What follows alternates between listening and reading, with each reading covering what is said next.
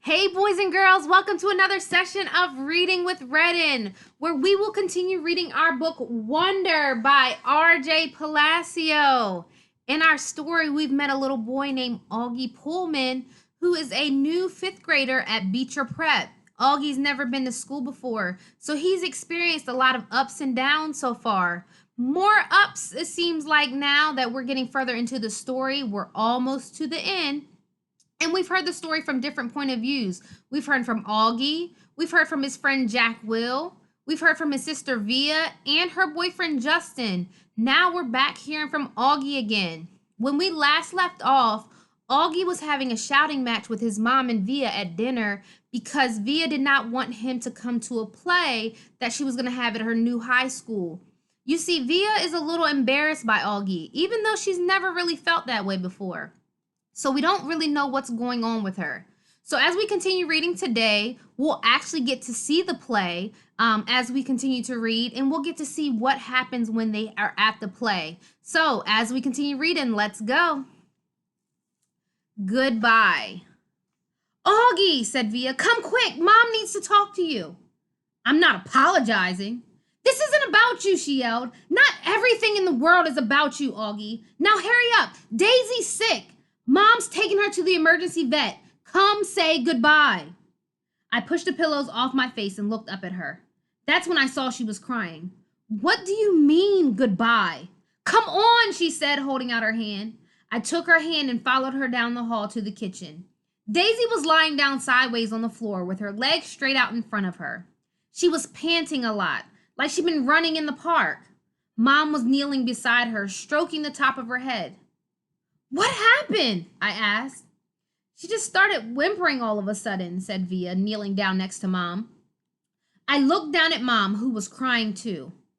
I'm taking her to the animal hospital downtown, she said. The taxi's coming to pick me up. The vet'll make her better, right? I said. Mom looked at me. I hope so, honey, she said quietly, but I honestly don't know. Of course he will, I said. Daisy's been sick a lot lately, Augie, and she's old. But they can fix her, I said, looking at Via to agree with me, but Via wouldn't look up at me. Mom's lips were trembling. I think it might be time we say goodbye to Daisy, Augie. I'm sorry. No, I said. We don't want her to suffer, Augie, she said. The phone rang. Via picked it up, said, okay, thanks, and then hung up. The taxi's outside, she said, wiping her tears with the backs of her hands. Okay, Augie, can you open the door for me, sweetie? Said Mom, picking Daisy up very gently like she was a huge, droopy baby. Please, no, Mommy, I cried, putting myself in the front of the door. Honey, please, said Mom. She's very heavy. What about Daddy? I cried. He's meeting me at the hospital, Mom said. He doesn't want Daisy to suffer, Augie. Via moved away from the door and held it open for Mom. My cell phone's on if you need anything, Mom said to Via. Can you cover her up with the blanket? Via nodded, but she was crying hysterically now. Say goodbye to Daisy, kids, Mom said, tears streaming down her face. I love you, Daisy, Via said, kissing Daisy on the nose. I love you so much. Bye, little girl, I whimpered into Daisy's ear. I love you. Mom carried Daisy down the stoop. The taxi driver had opened the back door and we watched her get in. Just before she closed the door, Mom looked up at us standing by the entrance to the building and she gave us a little wave. I don't think I've ever seen her look sadder. I love you, Mommy, said Via. I love you, Mommy, I said. I'm sorry, Mommy. Mom blew a kiss to us and closed the door. We watched the car leave and then Via closed the door. She looked at me a second and then she hugged me very, very tight while we both cried a million tears. Daisy's toys. Justin came over about a half an hour later. He gave me a big hug and said, sorry, Augie. We all sat down in the living room, not saying anything. For some reason, Via and I had taken all of Daisy's toys from around the house and put them in a little pile on the coffee table. Now we just stared at the pile. She really is the greatest dog in the world, said Via. I know, said Justin, rubbing Via's back. She just started whimpering, like, all of a sudden, I said. Via nodded. Like 2 seconds after you left the table, she said. Mom was going to go after you, but Daisy just started, like, whimpering. Like how? I said. Just whimpering. I don't know, said Via. Like howling? I asked. Augie, like whimpering, she said impatiently. She just started moaning like something was really hurting her, and she was panting like crazy. Then she just kind of plopped down, and Mom went over and tried to pick her up. And whatever, and she was obviously hurting. She bit Mom. What? I said. When Mom tried to touch her stomach, Daisy bit her hand, Via explained. Daisy never bites anybody, I answered. She wasn't herself, said Justin. She was obviously in pain. Daddy was right, said Via. We shouldn't have let her get this bad. What do you mean? I said. He knew she was sick? Augie, Mom's taken her to the vet like 3 times in the last 2 months. She's been throwing up left and right. Haven't you noticed? But I didn't know she was sick. Via didn't say anything, but she had her arm around my shoulders and pulled me closer to her. I started to cry again. I'm sorry, Augie, she said softly. I'm really sorry about everything. You forgive me? You know how much I love you, right? I nodded. Somehow that fight didn't matter much now. Was Mommy bleeding? I asked. It was just a nip, said Via. Right there. She pointed to the bottom of her thumb to show me exactly where Daisy had bitten Mom. Did it hurt her? Mommy's okay, Augie. She's fine. Mom and Dad came home 2 hours later. We knew the second they opened the door and Daisy wasn't with them that Daisy was gone. We all sat down in the living room around the pile of Daisy's toys. Dad told us what happened at the animal hospital, how the vet took Daisy for some x-rays and blood tests, then came back and told them she had a huge mass on her stomach. She was having trouble breathing. Mom and Dad didn't want her to suffer, so Daddy picked her up in his arms like he always does, with her legs straight up in the air, and he and Mom kissed her goodbye over and over again, and whispered to her while the vet put a needle into her leg. And then after a minute, she died in Daddy's arms. It was so peaceful, Daddy said. She wasn't in any pain at all, like she was just going to sleep. A couple of times while he talked, Dad's voice got trembly, and he cleared his throat. I've never seen Dad cry before, but I saw him cry tonight. I had gone into Mom and Dad's bedroom looking for Mom to put me to bed, but saw Dad sitting on the edge of the bed, taking off his socks. His back was at the door, so he didn't know I was there. At first, I thought he was laughing because his shoulders were shaking, but then he put his palms on his eyes and I realized he was crying. It was the quietest crying I've ever heard, like a whisper. I was going to go over to him, but then I thought maybe he was whisper crying because he didn't want me or anyone else to hear him. So I walked out and went to Via's room, and I saw my Mom laying next to Via on the bed, and Mom was whispering to Via, who was crying. So I went to my bed and put on my pajamas without anyone telling me and put the night light on and turned the light off and crawled into the little mountain of stuffed animals I had left on my bed earlier.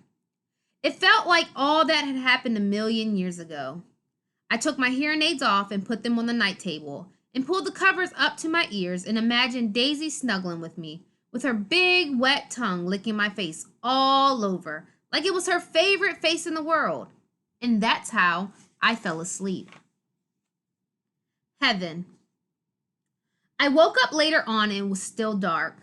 I got out of bed and walked into Mom and Dad's bedroom. Mommy, I whispered. It was completely dark, so I couldn't see her eyes open. Mommy. You okay, honey? She said groggily. Can I sleep with you? Mom scooted over towards Dad on the side of the bed, and I snuggled up next to her. She kissed my hair. Is your hand okay? I said. Via told me Daisy bit you. It was only a nip, she whispered in my ear. Mommy, I started crying. I'm sorry about what I said. Shh, there's nothing to be sorry about, she said. So quietly I could barely hear her. She was rubbing the side of her face against my face. Is Via ashamed of me? I said. No, honey, no. You know she's not. She's just adjusting to a new school. It's not easy. I know. I know you know. I'm sorry I called you a liar. Go to sleep, sweet boy. I love you so much. I love you so much too, Mommy. Good night, honey, she said very softly. Mommy, is Daisy with Grands now? I think so. Are they in heaven? Yes. Do people look the same when they go to heaven? I don't know. I don't think so. Then how do people recognize each other? I don't know, sweetie. She sounded tired. They just feel it. You don't need your eyes to love, right? You just feel it inside you. That's how it is in heaven. It's just love. And no one forgets who they love. She kissed me again. Now go to sleep, honey. It's late, and I'm so tired. But I couldn't go to sleep, even after I knew she had fallen asleep. I could hear Daddy sleeping too, and I imagined I could hear Via sleeping down the hallway in her room. And I wondered if Daisy was sleeping in heaven right then. And if she was sleeping, was she dreaming about me? And I wondered how it would feel to be in heaven someday and not have my face matter anymore. Just like it never, ever mattered to Daisy. Understudy. Via brought home 3 tickets to her school play a few days after Daisy died. We never mentioned the fight we had over dinner again. On the night of the play, right before she and Justin were leaving to get to their school early, she gave me a big hug and told me she loved me and she was so proud to be my sister. This was the first time I was in Via's new school. It was much bigger than her old school and 1,000 times bigger than my school. More hallways, more room for people. The only really bad thing about my bionic Lobot hearing aids was the fact that I couldn't wear a baseball cap anymore. In situations like these, baseball caps came in handy. Sometimes I wish I could still get away with wearing that little old astronaut helmet I used to wear when I was little. Believe it or not, people would think seeing a kid in an astronaut helmet was a lot less weird than seeing my face. Anyway, I kept my head down as I walked right behind Mom through the long, bright hallways. We followed the crowd to the auditorium, where students handed out programs at the front entrance. We found seats in the 5th row, close to the middle. As soon as we sat down, Mom started looking inside her pocketbook. Uh-oh, I can't believe I forgot my glasses, she said. Dad shook his head. Mom was always forgetting her glasses, or her keys, or something or another. She is flaky that way. You want to move closer? Said Dad. Mom squinted at the stage.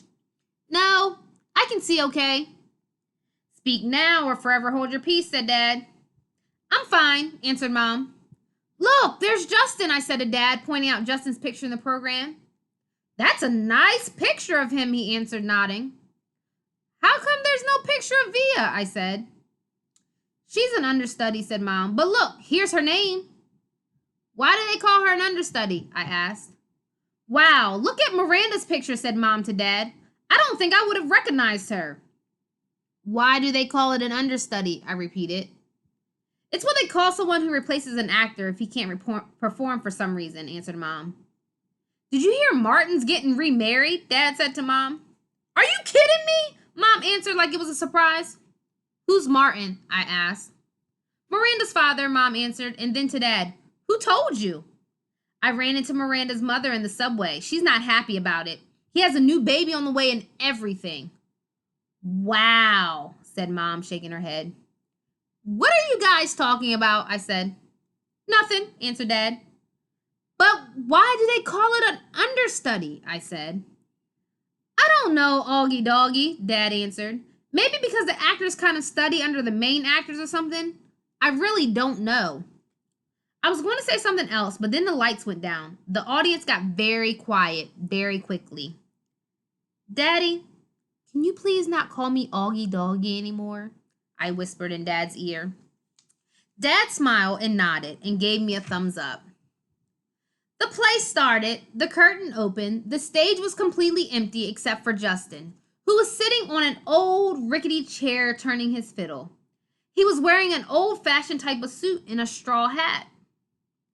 This play is called Our Town, he said to the audience. It was written by Thornton Wilder, produced and directed by Philip Davenport. The name of the town is Grover's Corners, New Hampshire, just across the Massachusetts line. Latitude 42 degrees, 40 minutes. Longitude 70 degrees, 37 minutes. The first act shows a day in our town. The day is May 7th, 1901.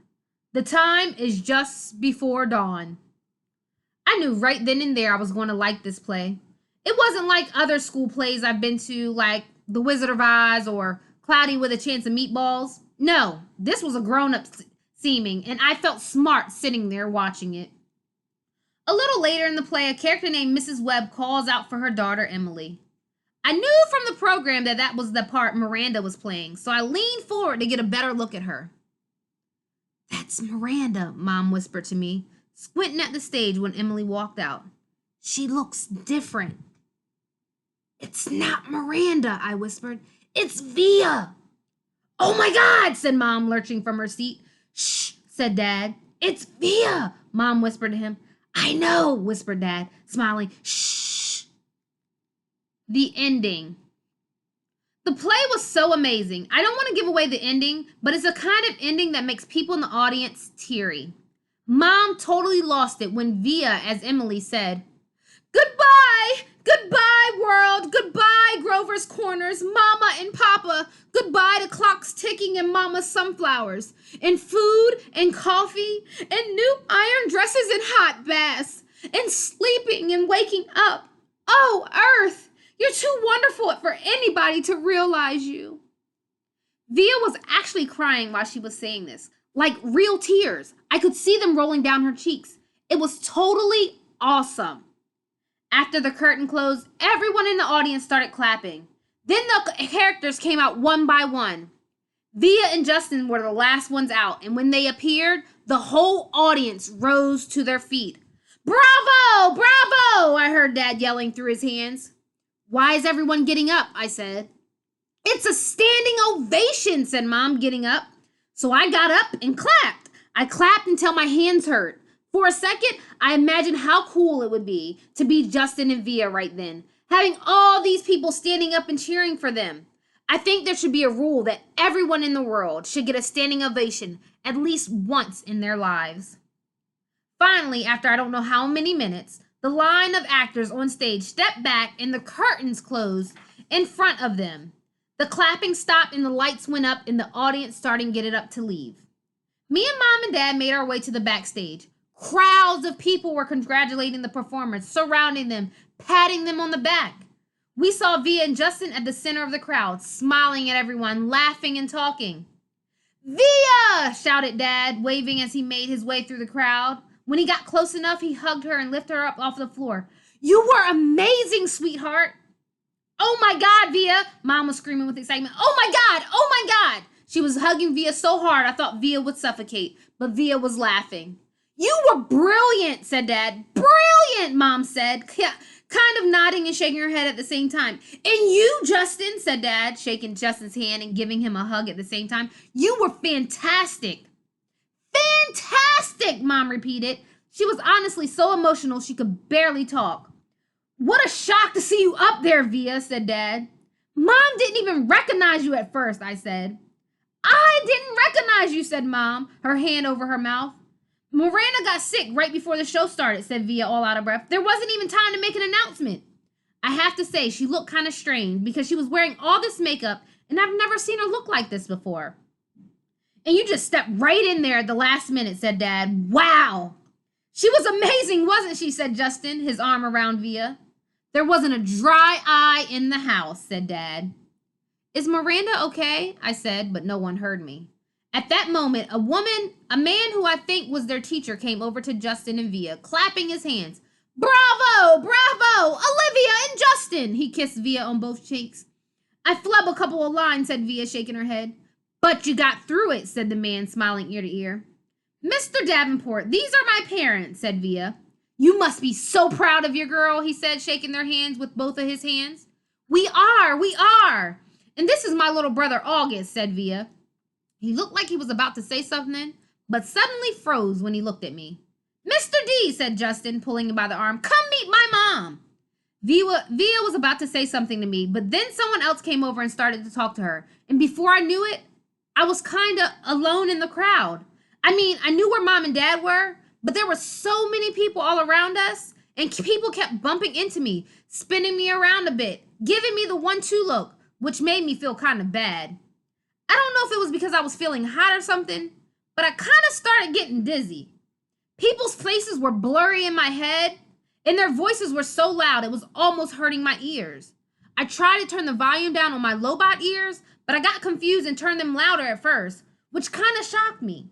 And then I looked up and I didn't see mom and dad or Via anywhere. Via! Via! I yelled out. I started pushing through the crowd to find mom. Mommy! Mommy! I really couldn't see anything but people's stomachs and thighs all around me. Mommy! Mommy! Suddenly, someone picked me up from behind. Look who's here, said a familiar voice, hugging me tight.